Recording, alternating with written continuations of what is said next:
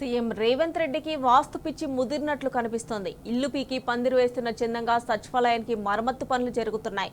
గుణపాలు drilling మిషన్లతో రాష్ట్ర పాలనా సౌధానికి తూట్లు పొడుస్తున్నారు. పైగా వాస్తు పిచ్చిని కప్పిపుచ్చుకునేందుకు నిర్మాణ లోపాలు ఎంక్వైరీ కమిటీ నివేదికలు అంటూ మీడియాకు లీకులు ఇస్తూ దుష్ప్రచారం చేస్తున్నారు. మరోవైపు విచారణ కమిటీ ఏర్పాటు చేస్తే ఉత్తర్వులు ఏవని సచివాలయ ఉద్యోగులే విమర్శిస్తున్నారు. ఇది ముమ్మాటికి సెక్రటేరియట్పై విషం చిమ్మడమేనని రాష్ట్ర పౌరులు ఆగ్రహం వ్యక్తం చేస్తున్నారు.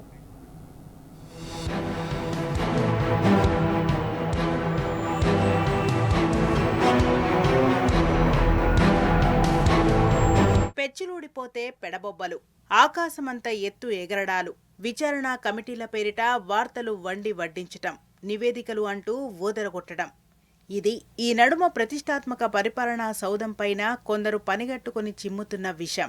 కాగా విచారణ కమిటీ లేదు, పాడు లేదన్నది సచివాలయ వర్గాల ఖండన. ఒకవేళ ఆ కమిటీనే ఏర్పాటు చేస్తే ప్రభుత్వం అంత గోప్యంగా ఎందుకు ఉంచుతుందన్నది వాళ్ల ప్రశ్న. సమీకృత సచివాలయం 5-6 అంతస్తుల్లో ఎడతెరిపి లేకుండా మరమ్మత్తు పనులు జరగడం వల్లే కొన్ని పెచ్చులు ఊడిపోయాయన్నది సిబ్బంది ఉవాచ. ఇక సీఎం రేవంత్ రెడ్డికి పట్టిన వాస్తు పిచ్చి ఈ మధ్య మరీ ముదురుతోందన్నది విమర్శ. ఇల్లు పీకి పందిరేసినట్లు నిత్యం ఏదో ఒక రిపేరు చేయిస్తూ భాగ్యనగర శ్వేత సౌధాన్ని చెడగొడుతున్నాడని రేవంత్ పై విమర్శలు వస్తున్నాయి.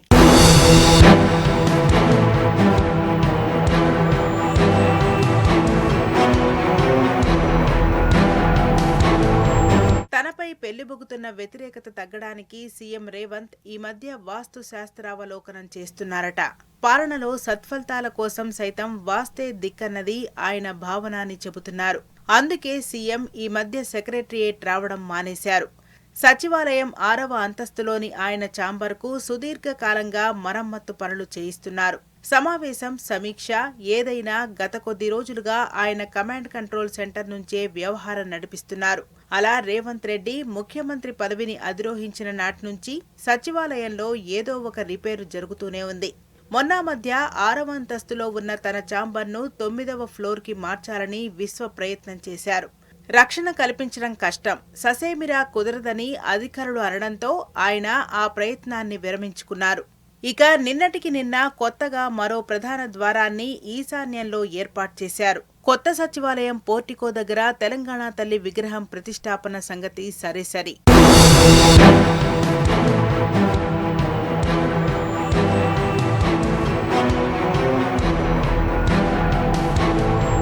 ఇలా నిత్యం ఏదో ఒక సివిల్ వర్క్తో సచివాలయం కొత్త భవంతిలో గుణపాలు, డ్రిల్లింగ్ మిషన్లు దించుతూనే ఉన్నారు. ఒకవైపు వాస్తు పేరిట నిరంతరం మార్పులు చేస్తూనే మరోవైపు నిర్మాణ లోపాలు అంటూ కట్టడం నాణ్యతపై అనుమానాలు రేకెత్తేలా లీకులివ్వడం చర్చకు దారితీస్తోంది.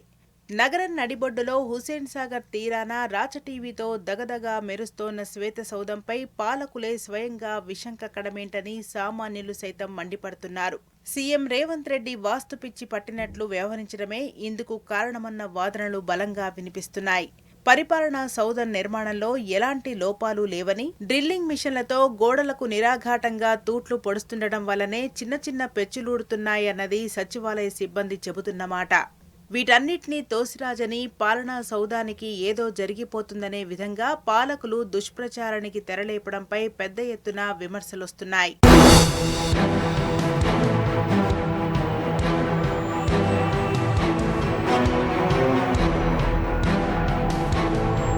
ఇదిలా ఉంటే సచివాలయం ఎలివేషన్లో భాగంగా ఉన్న కొన్ని పలకలు ఈ మధ్య ఊడిపోయిన విషయం తెలిసిందే. ఆ పరిసరాల్లో జరుగుతున్న డ్రిల్లింగ్ వర్క్స్ కారణంగానే ఆ పెచ్చులు ఊడిపడ్డాయని అక్కడి సిబ్బంది తేల్చి చెబుతున్నారు. ఆ చిన్న విషయాన్ని ఓ పెద్ద బూచీగా చూపిస్తూ పాలకులు నానా హంగామా చేస్తున్నారు. ఓ కమిటీ ఈ ఉదంతంపై విచారణ సాగిస్తుందని, నివేదిక కూడా ప్రభుత్వానికి సమర్పించిందనే కట్టుకథలను మీడియా ద్వారా ప్రచారంలో ఉండే ప్రయత్నం చేస్తున్నారు.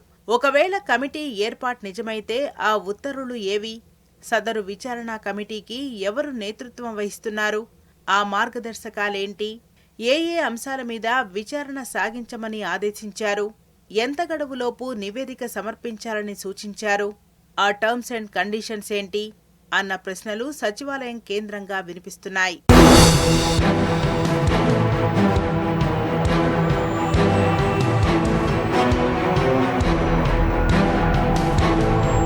అసలు ఏదైనా ఒక వ్యవహారంలో విచారణ కమిషన్ను నియమిస్తే ప్రభుత్వం ఆ విషయాన్ని రహస్యంగా ఉంచాల్సిన అవసరం ఏముంటుందని ఉద్యోగులు అడుగుతున్నారు.